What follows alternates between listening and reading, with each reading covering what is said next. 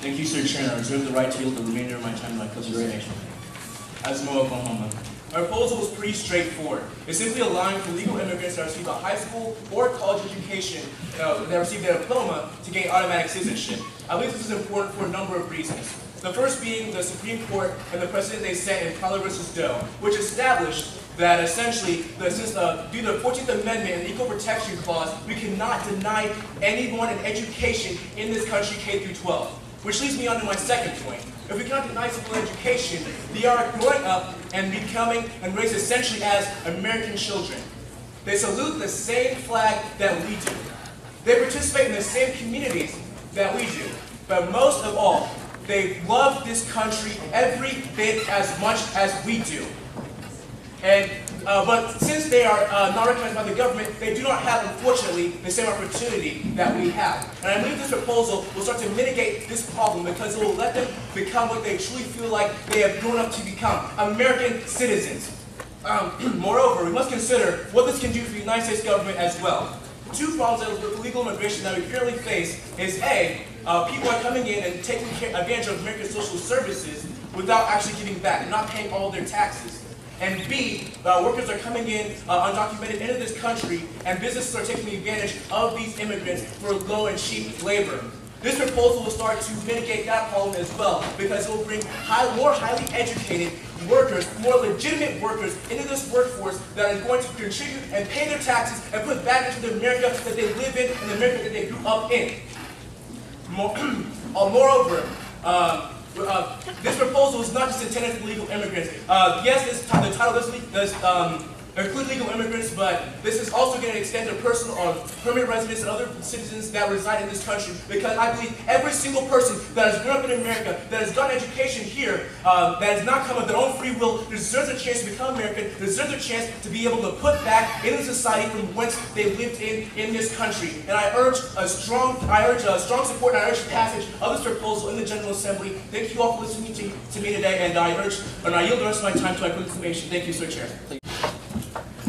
Thank you, Mr. Speaker. James Evans, New York. Fellow delegates, just to clear up a point that was made before, Supreme Court cases only apply to American citizens. This isn't the first time this concept has been considered on the national stage. In 2001, 2009, and again in 2011, Senate Majority Leader Harry Reid proposed the DREAM Act. It was an act to grant some, not all, illegal students residency for 6 years after receiving a high school diploma.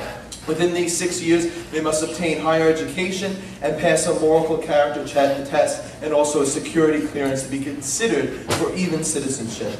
However, Congress woke up and never acted on this proposal.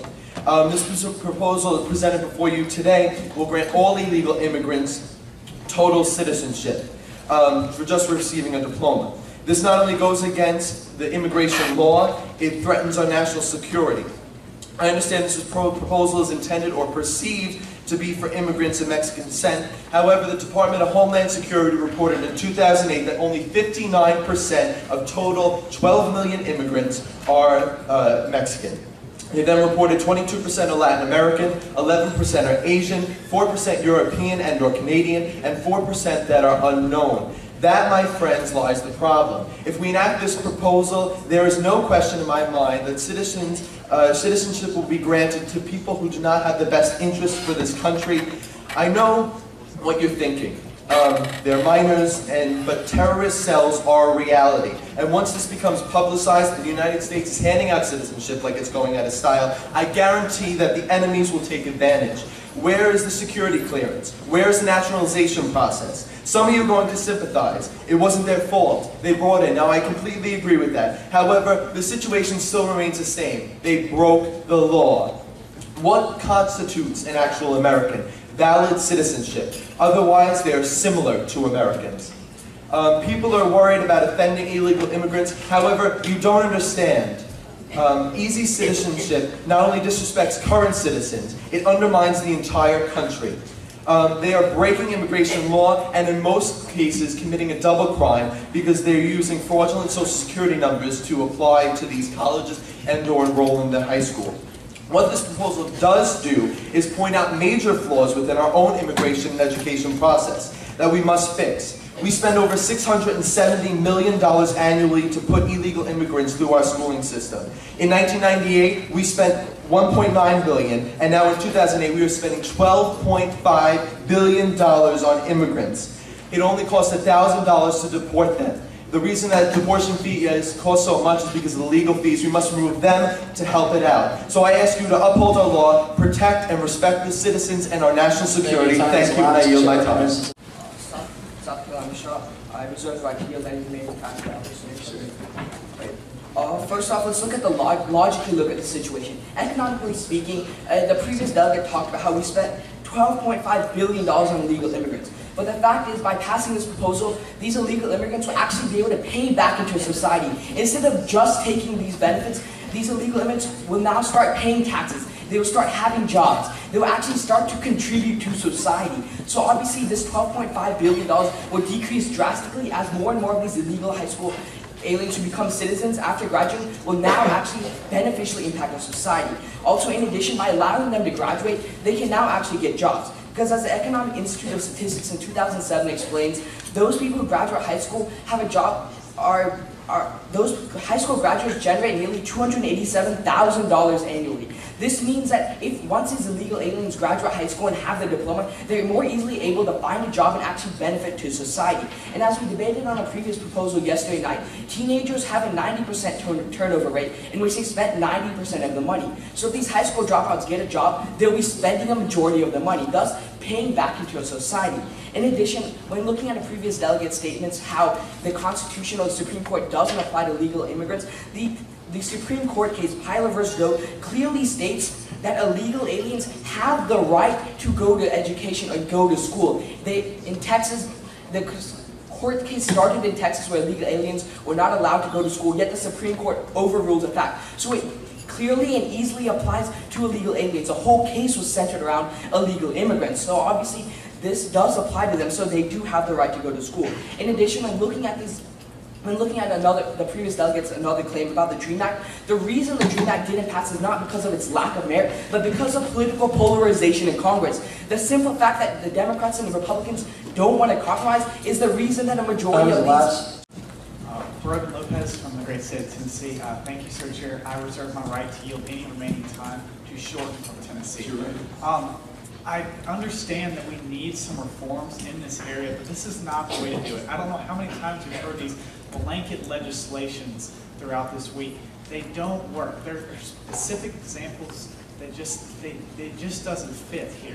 And I would also like to point out that these illegal immigrants to get into these high schools are going to have to commit some type of fraud to actually get in. And so why are we benefiting them by giving them citizenship after they complete high school? And with that, I yield my remaining time. You have a minute, 15 seconds. Thank you, Sir Chair. Nicholas Shorten, Tennessee. Fellow delegates, I heard this bill proposal during both first and second committee, and at the time I gave it the benefit of the doubt because the author states that it will apply to both legal and illegal immigrants. However, I cannot support this because the proposal's text does not say that it will apply to both legal and illegal. I have been waiting to become a citizen since I was 10 years old, and I'm going to graduate in 2012. I feel this proposal makes American citizenship an easy free-for-all. I honestly feel that this proposal will encourage illegal immigration, and it's unfair. American citizenship is something that the Founding Fathers fought for. It is something that immigrants should fight for too. And I say that as an immigrant. I appreciate the fact that citizenship is such a grueling process. It makes you appreciate citizenship that much more. I yield my time. Rachel Shanklin, Georgia delegation. I reserve the right to yield my remaining time to Sheldon from Washington. You're right. Please clarify. About 65,000, illegal immigrants graduate from U.S. high school every year, unable to work legally, and often unable to afford college. Without access into in-state tuition or government-based financial aid, according to the Urban Institute. A recent graduate from Osborne Park High School finished her senior year in the top of her class. Her college applications would have shown she was a member of the National Honor Society, French Honor Society, and student government.